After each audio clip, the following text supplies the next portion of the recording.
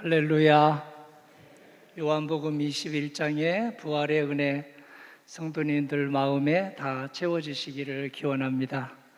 마라톤 대회 때문에 오늘 2부 예배 오시느라고 좀 여러 가지 조정이 있었을 텐데 수고 많으셨습니다. 그럼에도 불구하고 오늘 자리가 채워져서 성도님들의 부지런함이 제 눈에 쏙 들어옵니다. 여기 서서 보면 우리 부모님하고 사춘기 자녀가 함께 예배드리는 모습은 참으로 아름답게 보입니다. 팔순을 넘기신 분들이 가족과 함께 예배드리는 모습도 제 눈에 아주 은혜로 이렇게 다가옵니다. 혼자 사시면서 일찍 교회 오셔서 30분 전부터 기도하며 예배드리는 우리 성도님들, 참으로 우리 교회 부흥의 마중물이 되도록 하나님이 써주시는 것을 저희들이 기대합니다. 오늘 말씀은 다시 일어서게 하는 힘, 다시 시작하게 하는 힘, 다시 활동하게 하는 힘이 바로 우리가 믿고 있는 부활 신앙이다 하는 요한복음 21장에서 은혜 받으려고 합니다. 예수님께서 부활하셨을 때 7명의 예수님의 제자들이 그 부활을 반신반의하면서 옛생활로 돌아갔습니다. 그리고 고기잡이를 하던 제자들이었기 때문에 다시 업으로 돌아가서 고기를 잡고 있었는데요. 이스라엘에서는 지금 우리나라도 마찬가지지만 밤에 고기를 잡으면 더 잘 잡힙니다. 밤새 그물을 내렸는데 한 마리도 잡지 못했습니다. 어부 출신들이라 고기를 한 마리 이상 잡아야 되는데 한 마리도 잡지 못하다니 참으로 신기한 일이었습니다. 그래서 허탕을 쳤을 때 오늘 예수님이 나타나셔서, 그것도 세 번째로 나타나셔서 제자들을 어떻게 다독이는지 우리 함께 오늘 이 자리에도 찾아오셔서 우리를 어떻게 다독이시는지 은혜를 받으려고 합니다. 오늘 목회자 주일입니다. 전국의 목회자들이 얼마나 될까요? 네, 전국에 저와 같이 목사 안수를 받은 사람은 10만 명에서 11만 명 그 사이를 원로 목사님까지 왔다 갔다 합니다. 우리 교단에는 목사 안수 받은 사람이 1,900여 명 정도가 활동을 하고 있거나 활동을 준비하고 있습니다. 교단에 1,600개 교회가 약간 안 되게 교회가 있고 전국에는 8만여 교회가 있습니다. 목회자로 부르신 하나님, 성도님과 저도 특수 목회직인 목사뿐만 아니라 일반 사회 목회직인 우리 성도님들도 평신도 목회자입니다. 모두 예수님께서 부르십니다. 부르심을 오늘 본문에서 다시 확인할 것입니다. 우리도 열심을 냈는데 하나도 남는 게 없고 최선을 다했는데 빈손일 때가 있고 성적이 아주 낮을 때가 있습니다. 그때 우리 마음은 무너지고 그리고 우리의 손은 참으로 허전할 때가 있습니다. 그럴 때의 부활신앙은 우리를 어떻게 다시 시작하고 활동하고 일어서게 할까요? 부활하신 예수님은 예나 지금이나 동일하게 말씀하십니다. 다시 활동하고 일어서고 시작해야 될 우리에게 오른쪽에 그물을 던져라. 오른쪽에 그물을 던져라. 오른쪽에 그물을 던져라. 그래서 오늘 오른쪽은 뭘 상징하지? 그저 왼손, 오른손 이것만 상징할까? 여기에 함께 생각을 해보겠습니다. 이 말씀을 따라 오른쪽에 그물을 내렸더니 빈 그물이 가득 찼다는 제자들의 간증입니다. 그 은혜를 오늘 우리에게도 채워주십니다. 성도님들이 사업할 때, 직장에서 직무를 수행할 때, 그리고 여기저기에서 사명을 감당할 때 오른쪽에 그물을 던지는 어부와 같이 오른쪽에 우리의 힘을 쏟아내면 주님께서는 반드시 우리에게 열매 맺게 해주시고 성과가 있게 해주시고 그리고 결과가 풍성하게 해주신다는 약속입니다. 예수님의 약속은 한 번도 어김이 없기 때문에 오늘 우리에게 참으로 희망입니다. 디베랴 호수 혹은 갈릴리 호수, 너무 넓어가지고요 바다라고도 하고 디베랴 바다다, 갈릴리 바다다 하는데 거기서 고기를 잡고 있었습니다. 이미 이 7명의 제자들은 이전에 2번이나 부활하신 예수님을 만나 뵈었는데 다시 옛생활로 돌아가고 말았습니다. 우리와 똑같습니다.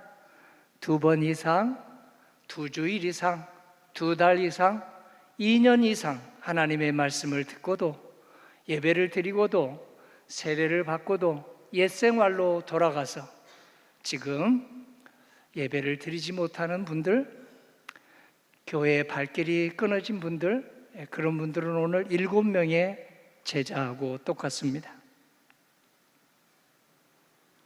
그들이 며칠 전에 그렇게 예수님을 뵙고도 지금 예수님을 뵙지 못한 것처럼 옛생활로 돌아갔는데 아무것도 잡지 못한 것에 얼마나 의구심이 생겼을까요?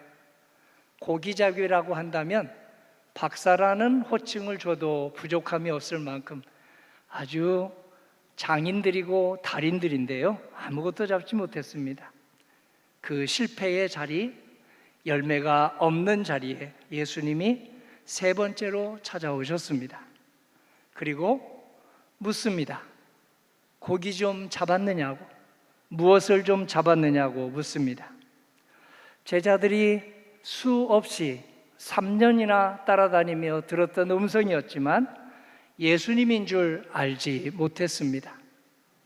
오늘 우리는 사람을 통해서 들려오는 예수님의 음성, 자연 만물을 통해서 들려오는 예수님의 음성, 사건, 사고를 통해서 심지어 전쟁 소식을 통해서도 들려오는 예수님의 음성을 놓칠 때가 있지 않습니까? 우리도 그렇습니다. 상황의 마음을 빼앗겨서 드라마와 세상의 뉴스의 마음을, 시선을 빼앗겨서 오늘 말씀을 듣는다 해도 주일날 말씀을 듣고도 그 말씀을 놓쳐버리고 세상의 가치관 그리고 일반적인 상식의 가치관에 매여서 살아갈 때가 있지 않습니까? 하나님의 말씀을 듣고도 붙잡지 않고 내가 들어왔던 나의 그동안의 여러 기준과 상식에 맞춰서 살아갈 때가 있지 않습니까? 그래서 우리에게 부활신앙이 필요하구나 하고 예수님이 3번째 나타나셨습니다. 성도님과 저에게도 3번째 꼭 나타나십니다. 다시 시작할 힘, 다시 일어설 힘, 다시 활동할 힘을 주기 위해서 예수님은 3번째 우리 한 사람도 빼놓지 않고 꼭 나타나십니다. 오셔서 말씀하십니다. 어느 쪽에 그물을 던지라고요? 오른편에 그물을 던져보아라. 오른편은 방향만 말하지 않습니다. 주님의 말씀에 대한 것을 오늘 오른쪽이라고 말하고 있습니다. 왼편은 내 경험, 내 지식, 내 경력을 상징합니다. 오른편은 주님의 말씀, 주님에 대한 신뢰와 순종을 상징합니다. 곧 주님이 가신 길, 신뢰의 길, 순종의 길, 말씀의 길을 오른편이라고 하고 있습니다. 요약하면 온유와 겸손의 길, 사랑과 섬김의 길이 오늘 오른편에 그물을 던지는 성도님이며 오늘 가정에서 열매가 맺힐 것이다.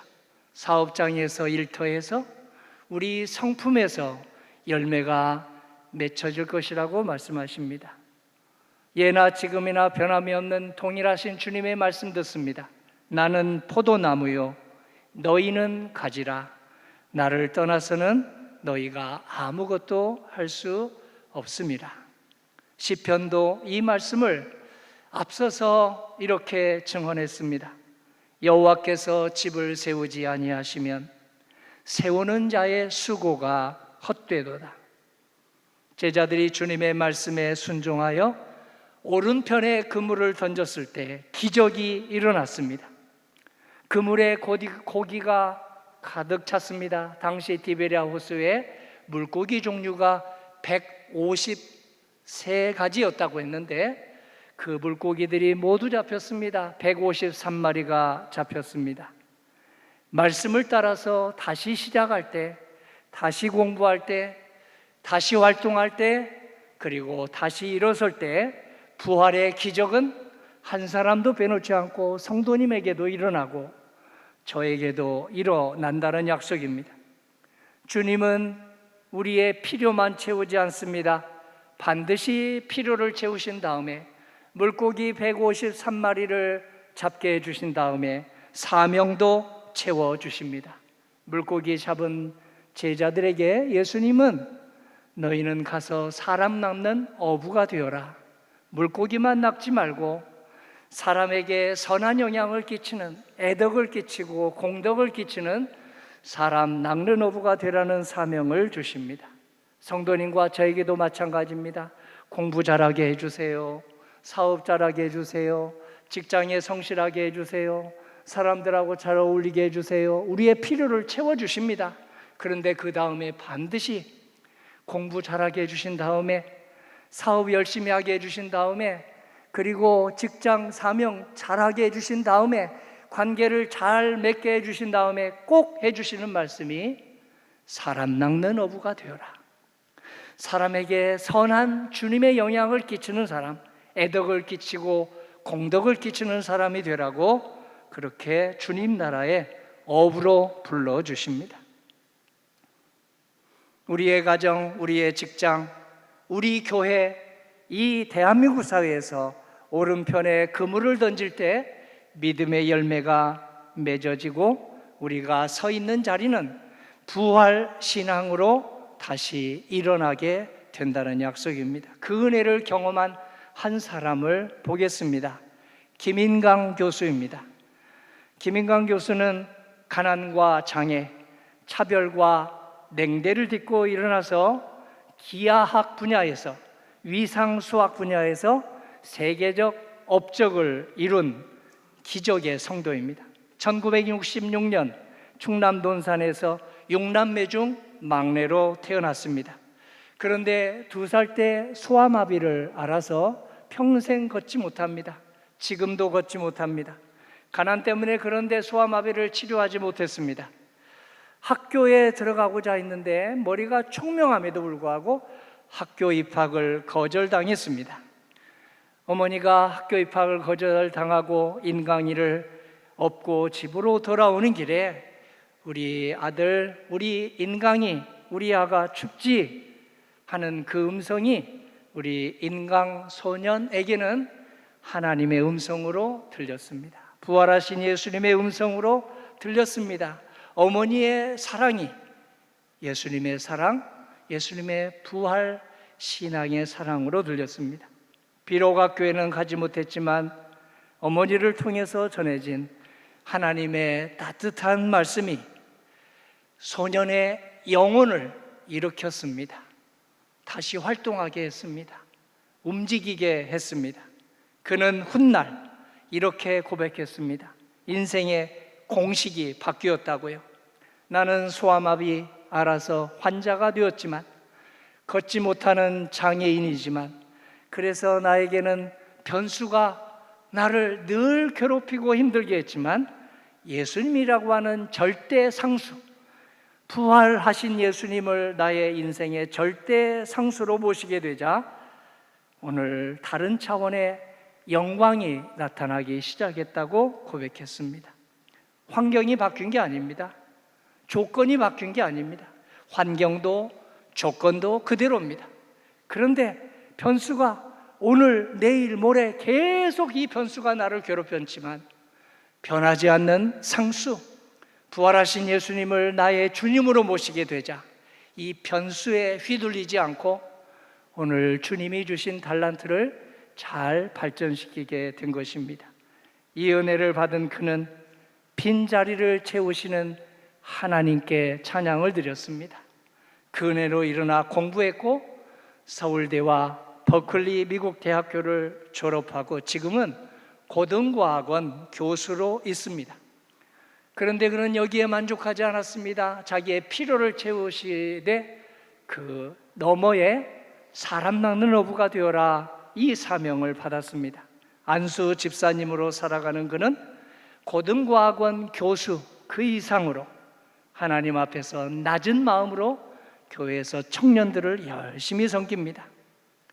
하나님께서는 그에게 일반 사회에서는 기하학과 위상수학의 그물을 맡기셨고 교회에서는 안수 집사님으로 오늘 청년들에게 영향을 미치는 그물을 맡겨주셨습니다. 그래서 장애가 있음에도 불구하고 걷지 못함에도 불구하고 가난을 딛고 일어나서 오늘 하나님의 상수, 우리 부활하신 예수님을 상수로 모시면 장애라고 하는 소아마비라고 하는 변수에 휘둘리지 않는다 하는 것을 청년들에게 간증하면서 청년들 전도하는 열심을 내고 있습니다. 사람 낚는 어부의 사명을 감당한 것입니다. 이처럼 부활신앙은 성도님과 저에게 다시 일어서고 다시 활동하고 그리고 오늘 다시 직분을 감당하는 힘을 주십니다. 디베랴호서에서 예수님이 말씀하셨습니다. 나를 따라오라. 나를 따라오라. 나를 따라오면 사람 낚는 어부가 되게 하리라. 옆 사람에게, 가족에게, 직장인에게 선한 영향을 끼치는 하나님의 상수의 통로가 되는 그런 사람이 되게 해주신다는 약속입니다. 이 말씀 따라서 살아가면 우리의 수고가 결코 헛되지 않게 주님이 꼭 붙잡아 주신다는 약속입니다. 어떤 사람이 주님을 알아볼까요? 오늘 7명 중에서 요한이 가장 먼저 알아봤습니다. 7명이, 완전 숫자 7명이 세 번째 찾아오신 예수님을 봤는데 오른쪽에 그물을 던져보아라. 그 음성을 듣고도 예수님을 못 알아봤습니다. 그런데 한 사람 알아봤습니다. 요한입니다. 요한은 어떻게 알아봤을까요? 사랑했기 때문에 알아봤습니다. 사랑하는 사람은 주님을 알아봅니다. 사랑하는 사람은 부활하신 주님의 상수를 눈치챕니다. 본문에서 제자들은 베드로까지도 늦게 주님을 알아보았지만 요한은 주님을 사랑했기 때문에 가장 먼저 알아보았습니다. 사랑하는 사람은 음성도 알아듣습니다. 부활하신 주님의 음성을 듣고 요한이 증언했습니다. 만일 우리가 서로 사랑하면 하나님이 우리 안에 거하시고 그의 사랑이 우리 안에 온전히 이루어지니라. 또 요한이 증언합니다. 사랑하는 자마다 하나님으로부터 나서 하나님을 알고 사랑하지 아니하는 자는 하나님을 알지 못하나니 이는 하나님은 사랑이심이라. 요한에 이어서 베드로가 예수님이시구나 알아보고 한 100m쯤 지금 물가까지 떨어져 배 위에 있는데요, 첨벙 물속으로 뛰어들었습니다. 한 걸음이라도 예수님께 빨리 나아가고 싶었기 때문입니다. 베드로는 이미 깊은 데로 가서 그물을 던져라 하는 주님 말씀에 순종하여 기적을 체험했습니다. 성도님도 기적을 체험했죠? 병원에 있다가 퇴원하셔서 지금 성가대에 서 계신 분도 계시네요. 그렇다면 예수님은 왜 다시 고기를 잡게 하실까요? 목표는 사명의 회복입니다. 성도의 사명, 목사의 사명, 신학생의 사명, 그리고 평신도 목회자의 사명. 우리는 전부 주님 앞에 목회자입니다. 주님은 이렇게 말씀하십니다. 썩을 양식을 위하여 일하지 말고, 썩을 양식을 위하여 일하지 말고 영생하도록 있는 양식을 위하여 하라. 주님은 우리가 의식주에만 머물지 않게 하십니다. 의식주를 채워주실 뿐 아니라 주님의 나라를 위해서 살게 해주십니다. 예수님은 우리의 의식주를 중히 여기십니다. 그래서 제자들에게 아침상을 차려주셨습니다. 회복의 식탁이었습니다. 오늘 예배 시간은 우리 예수님이 차려주신 하늘나라의 말씀을 먹는 시간입니다. 그리고 아침을 먹고 나서 베드로에게 물으셨습니다. 나를 사랑하느냐? 3번 물으셨습니다. 얼마나 고기를 잡았느냐? 153마리 아니냐? 묻지 않으시고 나를 사랑하느냐라고 물으셨습니다. 이 말씀을 거꾸로 뒤집으면 예수님은 여전히 성과가 있든 없든, 공부 성적이 올랐든 올랐지 않았든, 건강하든 건강하지 않든, 사회 직책이 아주 높든 그저 평범하든 우리를 여전히 사랑하신다는 말씀입니다. 우리에게 부담 가지라고 이 말씀 주시는 게 아닙니다. 우리를 회복시키기 위해서 주시는 말씀입니다. 얼마나 이루었느냐 묻지 않으시고 나를 사랑하느냐? 나는 여전히 너를 사랑한다. 소아마비라 할지라도, 장애인이라 할지라도, 학교에 못 갔다 할지라도 나는 너를 사랑한다. 어머니를 통해서 김인강 소년에게 들려주신 주님의 상수가 되는 말씀입니다. 그리고 이어서 이렇게 얘기해 주셨습니다. 내가 온 것은 양으로 생명을 얻게 하고 더 풍성히 얻게 하려는 것이라. 153마리는 물고기 종류뿐일까요? 그 이상일까요? 물고기가 그렇게 가득 채워졌는데 찢어지지 않았습니다. 찢겨지지 않았습니다. 사랑으로 엮인 153명의 새 가족이 우리 교회에 들어온다 할지라도 그들이 찢겨지지 않고 찢어지지 않고 기존의 뿌리교인 성도님과 하나 되어 하나님을 사랑하는 기적이 있다고 하는 것입니다. 부활신앙은 단지 많이 얻는 데 있지 않습니다. 적게 얻어도 하나 되게 하는 능력이 부활 능력입니다. 사랑으로 하나 되는 능력이 우리의 인생의 상수가 되는 주님의 능력입니다. 사명은 실력에서 나올까요? 관계에서 나올까요? 오늘 사명은 실력에서 나오지 않습니다. 관계에서 나옵니다. 그래서 저는 동역자 부목사님들에게 늘 서로 오손도손 사역하자고 함께 늘 독려합니다. 부활신앙은 성공의 증명이 아니라 관계의 증명입니다. 사랑의 관계의 증명입니다. 그래서 사도 바울은 이렇게 우리에게 전합니다. 믿음, 소망, 사랑, 이 3가지는 항상 있을 것인데 그 중에 제일은 사랑이라. 153명 이상이 우리 교회 새 가족으로 왔습니다. 저 있을 때만 해도 그렇게 왔습니다. 찢겨졌습니까? 찢어졌습니까? 그렇다면 오늘 우리는 더욱 부활하신 주님, 사랑이 최고라고 하신 주님의 음성을 오늘 이 시간에 들어야 합니다. 부활신앙 가졌다고 해서 문제가 사라지지 않습니다. 다시 시작할 힘을 얻습니다. 다시 일어설 힘, 다시 활동할 힘을 얻는 것입니다. 문제를 해결하도록, 문제 넘어 주님을 바라보도록, 문제 해결보다 더 중요한 주님과의 사랑의 관계를 회복하도록 저희들에게 오늘 주님은 이 은혜를 주십니다.